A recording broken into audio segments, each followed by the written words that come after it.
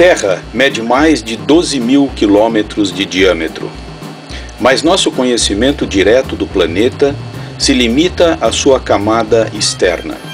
De fato, até agora, nenhum furo estendeu-se mais do que 15 quilômetros de profundidade. A partir de observações diretas, como o estudo de terremotos, cientistas têm sido capazes de montar um modelo do interior da Terra. A camada externa, composta de rocha sólida, é chamada de crosta. Com uma profundidade de 10 a 70 quilômetros, a crosta é muito fina na escala geral da Terra. Ela se apoia no manto, que toma 80% do volume do planeta. A parte superior do manto é rígida, enquanto que mais profundamente a rocha é parcialmente líquida, com temperaturas que vão até 3.000 graus centígrados. O centro da Terra é chamado de núcleo. É uma região extremamente densa, composta principalmente de metais, com temperaturas acima de 6.000 graus centígrados.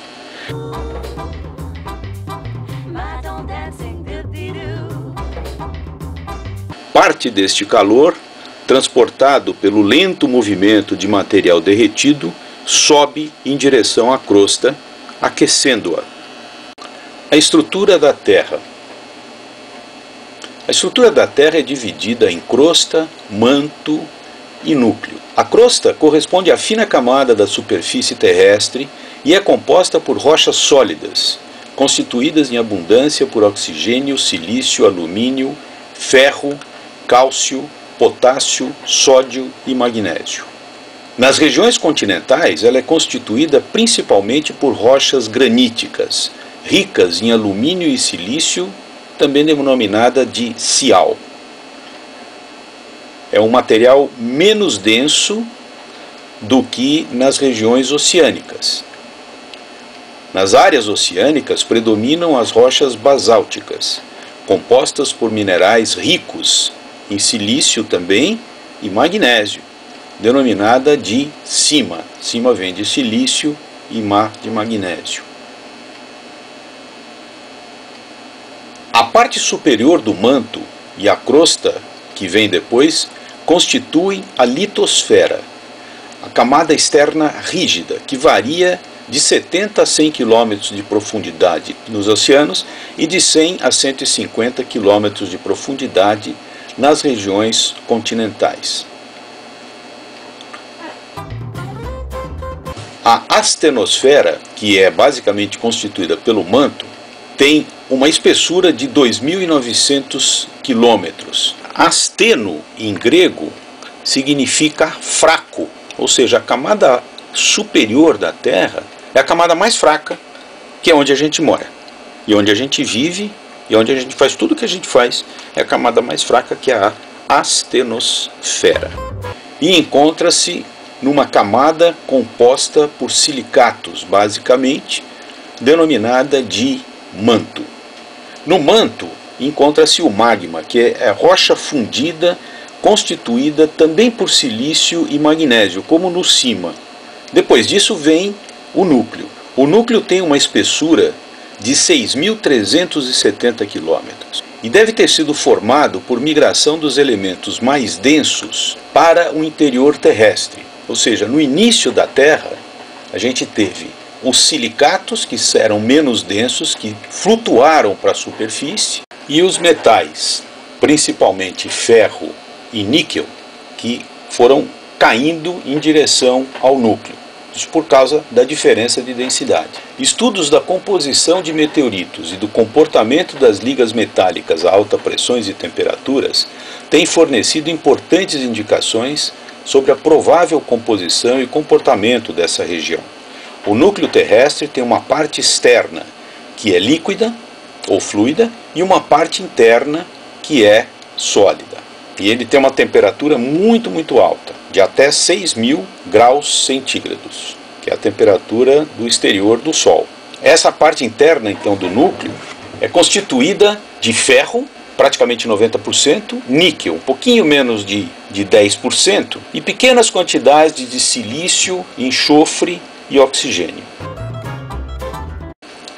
Antigamente, o modelo da Terra era mostrado como vocês estão vendo aí no vídeo. Era a crosta, o manto e o núcleo. E a crosta ia de 22 até 900 graus, o manto de 900 até 4.000 graus e o núcleo de 4.000 a 5.000 graus. Atualmente, depois de estudar os terremotos, etc., nós temos um modelo bem mais elaborado do centro da Terra.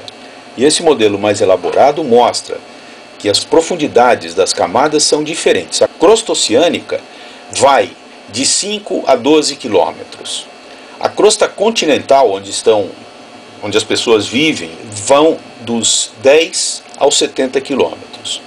O manto superior tem de 30 a 700 quilômetros de profundidade. O manto inferior, lembre-se, o manto inferior é líquido, o manto superior é mais pastoso. Tem de 700 a 2.900 quilômetros. E toda essa parte de manto em amarelo que vocês estão vendo aí, formam 80% do volume total da Terra, do planeta Terra. Depois a gente tem o núcleo externo, que é líquido e gira, e é por causa disso que a Terra apresenta magnetismo. É esse giro do núcleo externo que permite que as nossas bússolas mostrem o norte. E o núcleo interno, que também está numa temperatura muito alta e deveria ser líquido, mas não é líquido porque ele está com uma pressão muito grande, então ele acaba sendo um núcleo sólido, principalmente composto de ferro, um pouquinho de níquel, enxofre, oxigênio, etc. Fisicamente, na crosta oceânica, não no oceano, tá? O oceano é líquido, mas a crosta oceânica é sólida e a crosta continental também é sólida. O manto superior é meio pastoso, parece uma espécie de um queijo, assim, bem polenguinho. O manto inferior é mais sólido, é menos pastoso do que o manto superior. O núcleo externo é líquido e ele gira, como a gente já falou, e o núcleo interno, esse é sólido por causa da enorme pressão que ele sofre. Além disso, no modelo atual, nós também mudamos a terminologia. A litosfera encontra-se em toda a crosta e vai até uma parte do manto superior.